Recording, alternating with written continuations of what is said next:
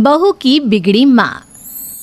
अब मेरी बेटी का घर है, मतलब मेरा ही घर है ना, क्या आप ही समधन जी? हाँ हाँ, वो बात भी सही है आपकी। ये तो आप ही का घर है, जब चाहे मुंह उठा के आ जाया कीजिए, कोई दिक्कत नहीं। ये कहानी है त्रिवेणी की, जिसकी बेटी मालविका की शादी अर्जुन से होती है। अर्जुन एक बहुत ही बड़ा बिजनेसमैन होता है और अर्जुन और मालविका को कॉलेज से ही एक दूसरे से प्रेम होता है।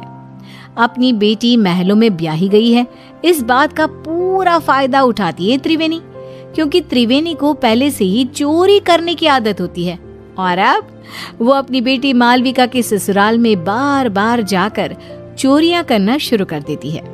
तो चलिए देखते हैं कि कैसी है इस बिगड़ी हुई माँ की कहानी। मम्मी, सासू माँ, ये लीजिए नाश्ता। माँ, ये बिस्किट्स आप मत खाइए, ये शुगर फ्री बिस्किट्स सासू माँ के लिए हैं, इन्होंने खास विदेश से मंगवाए हैं। अरे रहने दो मालविका बहू, पूनम रायचंद का दिल बहुत बड़ा है। मैं गरीबों को इतना दान करती हूँ तो क्या अपनी समधन को एक बिस्किट नहीं दे सकती? जस्ट किडिंग समधन जी। और हाँ मालविका बहू, आइंदा से तुम ये नौकरों वाले काम बिल्कुल मत करना। इन सब के हाथों में क्या मेहंदी रची है? मालकिन, वो पिछली बार सोने और चांदी के बर्तन हमसे टूट गए थे, इसलिए हमें बड़े साहब ने रसोई का काम करने से मना किया है। अरे चिल चिल, हम रायचंद हैं और इस महल में ऐसे हजारों सोने और चांदी की चीजें हैं, टूटती है तो टूटने दो, हमारे पास किसी भी चीज की कोई कमी नहीं है। ये सब सुनकर त्रिवेणी के मन में लालच का प्रकोप जाग उठता है और वो मन ही मन पूरे महल को निहारते हुए कहती है, हाय, अब जब ये पूनम रायचंद अपनी जुबान कह रही है, फिर तो इस घर पे भी हाथ साफ करना ही पड़ेगा। अपनी बेटी का ससुराल है तो क्या हुआ, इसमें कोई लाज शर्म नहीं, उल्टा मैं तो भाग्यवान हूँ कि मेरी बेटी एक महल की बहू बनी है। त्रिवेणी अब रायचंद मैंशन में रोजाना आना शुरू करती है और वो चुपके से पूनम के कमरे में घुसकर उसकी अलमारी से उसकी साड़ियाँ और गहने चुराती है और अपने बैग में लेकर पीछे के गेट से रफू चक्कर हो जाती है। पूनम जब हॉल में आती है तभी, अरे मालविका बहू, समधन जी कहाँ चली गई? अभी तो यहीं थी। सासू माँ, वो मम्मी को ना आज मंदिर जाना था, आज कोई बड़ी पूजा है वहाँ, इसलिए वो चली गई। पूनम जब अपनी साड़ियाँ और गहने गायब दिखती है तो, ओफो, लगता है फिर से मैं अपनी साड़ियाँ और गहने कहीं रख कर भूल गई। लगता है लॉन्ड्री में गई है साड़ियाँ और गहनों को पॉलिशिंग के लिए दिया होगा। पूनम को भूलने और लापरवाही की आदत थी और कोई भी चीज़ यहाँ से वहाँ हो जाए तो वो उसका कसूर अपनी लापरवाही पर थोप देती, जो कि सच नहीं था। ये बस पूनम के मन का भ्रम था। ऐसे ही त्रिवेणी कभी रसोई में से चांदी और पीतल के बर्तन, कभी महल के मंदिर में से महंगी मिठाइयाँ, कभी कोई फोन, कभी कोई घड़ी, तो कभी तिजोरी से पैसे चुराती रहती और महल में कानों कान किसी को भनक तक नहीं लगती। एक बार, अरे ये क्या मालविका, हमारी तिजोरी खाली और खुली क्यों है? इसका मतलब घर में चोरी हुई है। तुम रहती कहाँ हो? तुम्हारा हमारे कमरे ऊपर ध्यान नहीं रहता है क्या? ये क्या बेतुकी बात कर रहे हो आप अर्जुन? मैं इस घर की बहू हूँ और मेरे कंधों पर दुनिया भर की जिम्मेदारियाँ रहती हैं। अब क्या मैं कुर्सी लगाकर कमरे में बैठकर चौकीदारी करती रहूँ? वही रह गया है क्या? पूरे महल के हाउस कीपिंग स्टाफ और सिक्योरिटी को एकत्रित किया जाता है और सबकी तलाशी ली जाती है। पूनम को अब समझ में आ जाता है कि पिछले कुछ दिनों से सिर्फ उसकी ही नहीं बल्कि महल की काफ़ी चीज़ें भी गायब हो रही थी। पूनम का पति इंद्रेश कहता है, अरे पूनम, तुम खामखा अपने आप पर भुलक्कड़ होने का, लापरवाही होने का शक कर रही थी, जबकि चोरियां सिर्फ हमारी ही नहीं, पूरे महल की चीज़ों की चोरी हो रही थी और मालविका बहू और अर्जुन की भी कई सारी चीज़ें गायब हुई हैं। महल में सिक्योरिटी इंचार्ज बोलता है, बड़े साहब, हमने ये बात आपको बताने की कोशिश की, लेकिन पिछले कुछ दिनों से आप शहर के बाहर थे और मालकिन जी भी दिन भर बाहर रहती थी, तो बता ही नहीं पाए। महल में छोटी सी छोटी चीज़ें भी चोरी हो रही है। ये बात तो अब बहुत गंभीर हो गई है, और तगड़ी सिक्योरिटी तैनात कर लो। लेकिन अब इस घर में कोई चोरी नहीं होनी चाहिए। तभी वहां पे त्रिवेणी आ जाती है। क्या हुआ दामाद जी, और आप सब इतने चिंतित और परेशान से क्यों नजर आ रहे हो? कोई समस्या आन पड़ी है क्या? हाय हाय।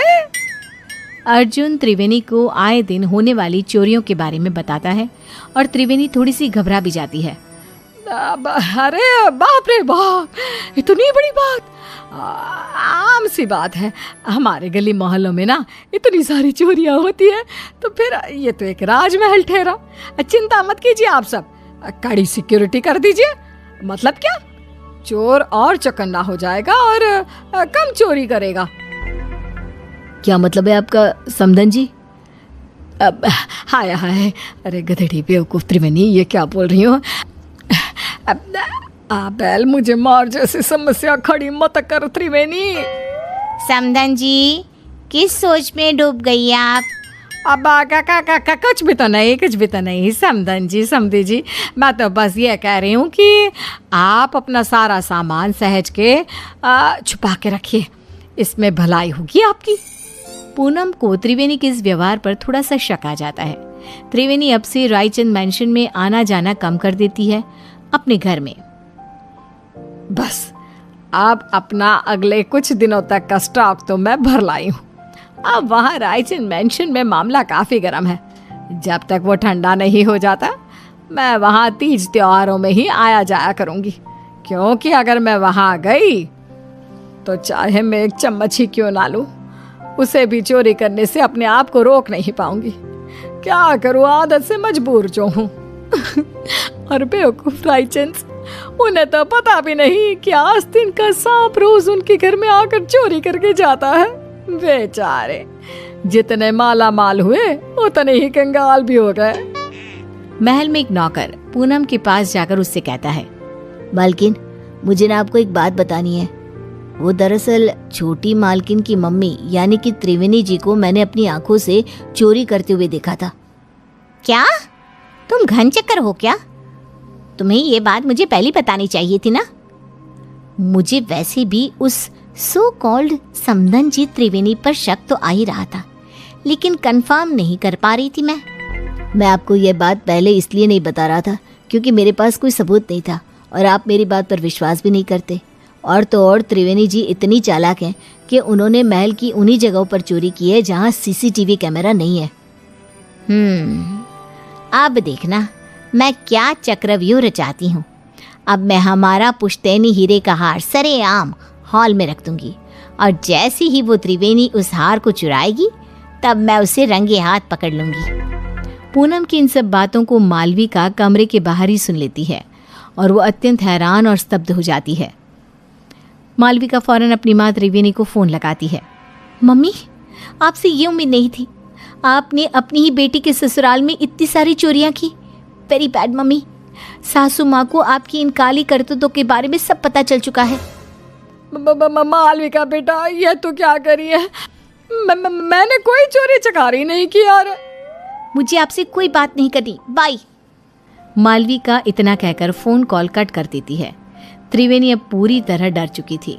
वहीं रायचंद मैंशन में पूनम हॉल में खुलेआम पुश्तैनी हीरे का हार रख देती है और त्रिवेणी को न्योता देने के लिए फ़ोन लगाती है। त्रिवेणी पूनम का कॉल देखकर कांपने लगती है।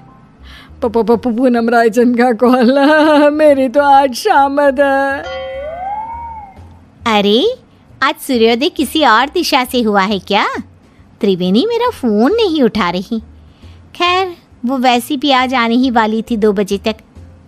अपने आप आएगी और सारी चोरी सीसीटीवी में रिकॉर्ड हो जाएगी। पूनम अपने कमरे में आराम करने चली जाती है और सभी नौकर भी भोजन करने जाते हैं। तभी वहाँ पर बालकनी से एक चोर आता है और वो पुश्तैनी हीरे का हार चुरा कर ले जाता है। और बाद में जब पूनम ये सीसीटीवी में देखती है तब ये क्या, ये तो एक आदमी चोर है। अरे नहीं, ये क्या कर दिया मैंने। तभी पूनम का फ़ोन बजता है और उसे एक वीडियो मैसेज आता है जिसमें त्रिवेणी का वीडियो होता है। क्यों समधन जी, आपको क्या लगा आप मुझे पकड़ लोगी? लेकिन मैं तो चली 7 समंदर पार। अब आप मुझे कभी पकड़ नहीं पाओगी। मेरी मालविका का ख्याल रखना और अपने सामान का भी। त्रिवेणी, तुम्हारी इतनी हिम्मत! पूनम गुस्से में फ़ोन पटक देती है और वहाँ त्रिवेणी एरोप्लेन में उड़कर सारा चुराया हुआ सामान लेकर रफ चक्कर हो जाती है।